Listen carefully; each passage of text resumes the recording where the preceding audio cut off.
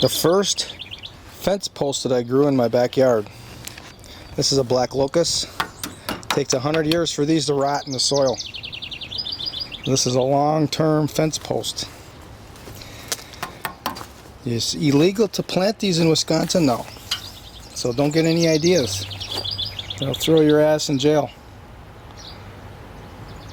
I think the biologist who made that decision, or I don't know if it was biologists, it was maybe some board members, people who don't understand anything. They were given some instructions. Okay, what suckers?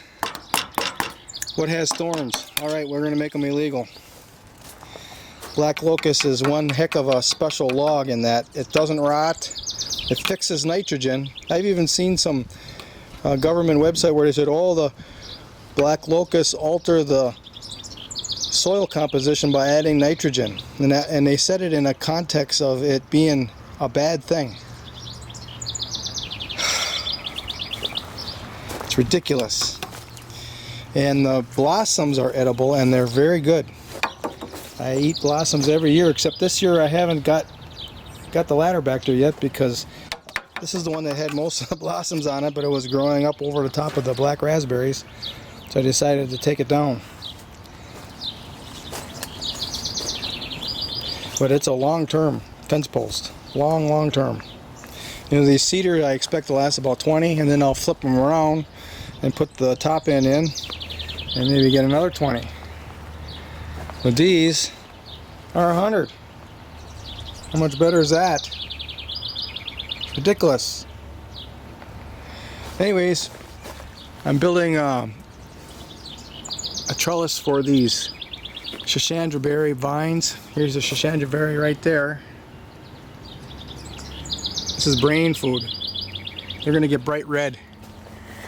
But I got some cords across in this direction, and I've got cords across here. This is the one that's got a lot of berries. This one over here is the pollinator. So I'm gonna put this other fence post on the other side of this fence right in there, so that we have a triangle.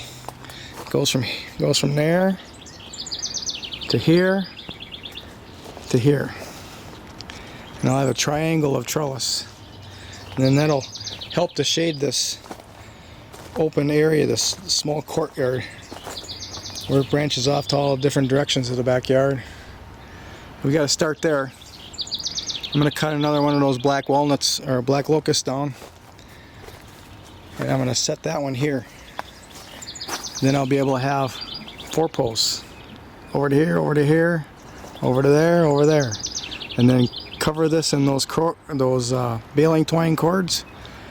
And the Schisandra berry can shade the courtyard and provide brain food.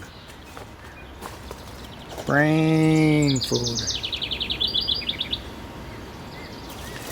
There's a real nice one shining in the sun.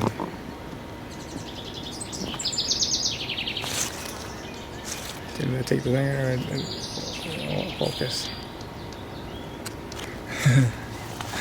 Well, that's the plan anyways. We'll see if the vine wants to follow instructions. And look at more berries here.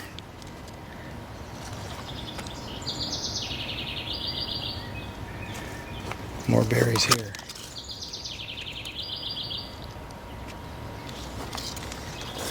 More berries up here.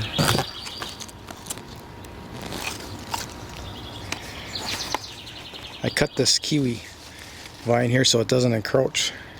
Cut it right here. So that's what's wilting here. It's a kiwi, not the Schisandra. Alright. Oh, one other thing is I learned to knock these thorns off with the back of this knife. You see, like, here's a thorn. That's what people don't like. So it just comes right off real easy.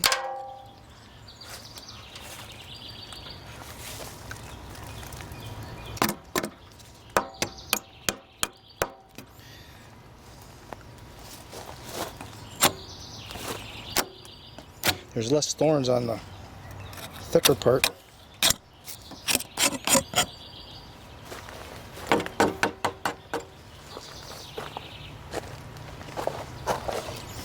So I'm not going to need this entire length here. So I actually going to have two fence posts here, or 2 posts. 2 trellis posts.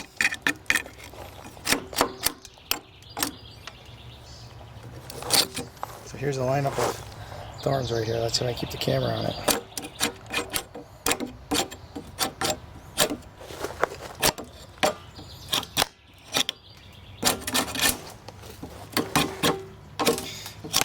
This is nothing compared to a post that's going to last 100 years. Oops, I'm going to hit the camera and break it.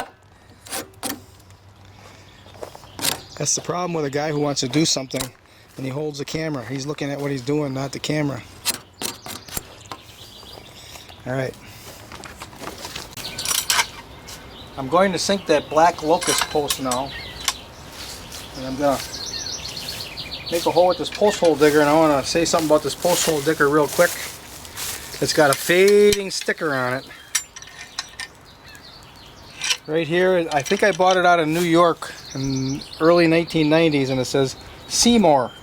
S-E-Y-M-O-U-R. The reason why I'm telling you that is because this post hole digger has these handles and it makes it a lot easier to dig a hole. Alright.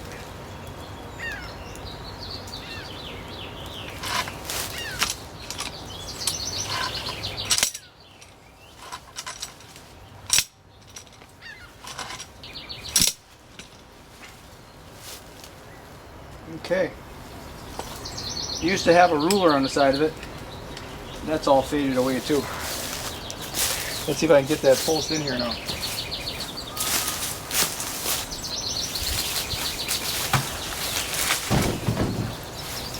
We're clear.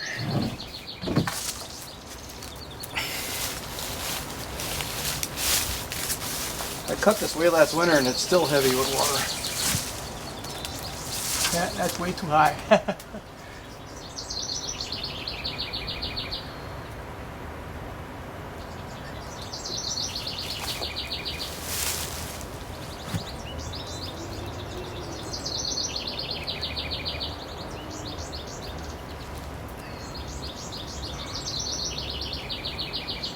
Okay, drop some soil in there to hold it. Too late.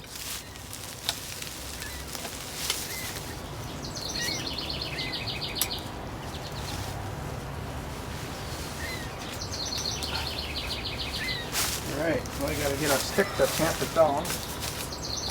Make sure I've got it where I want it to be, and I just tap it down with the stick.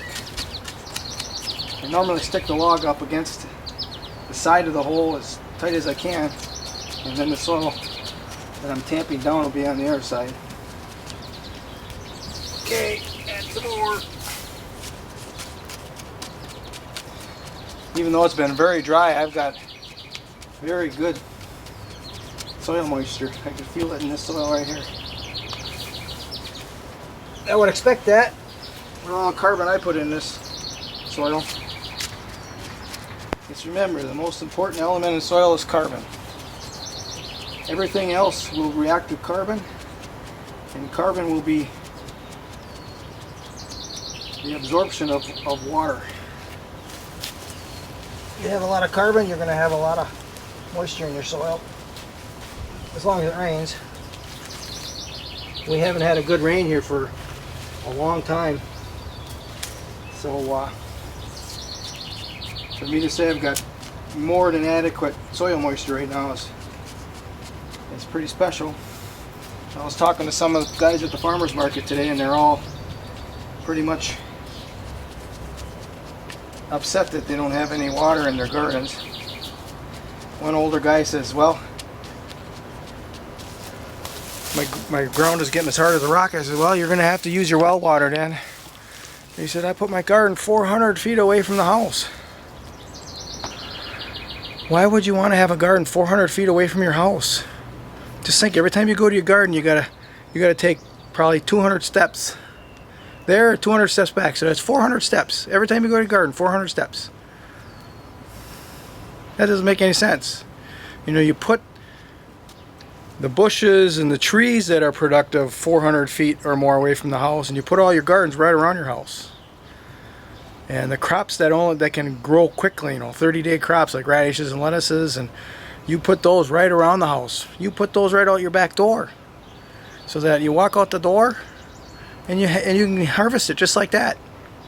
10 steps.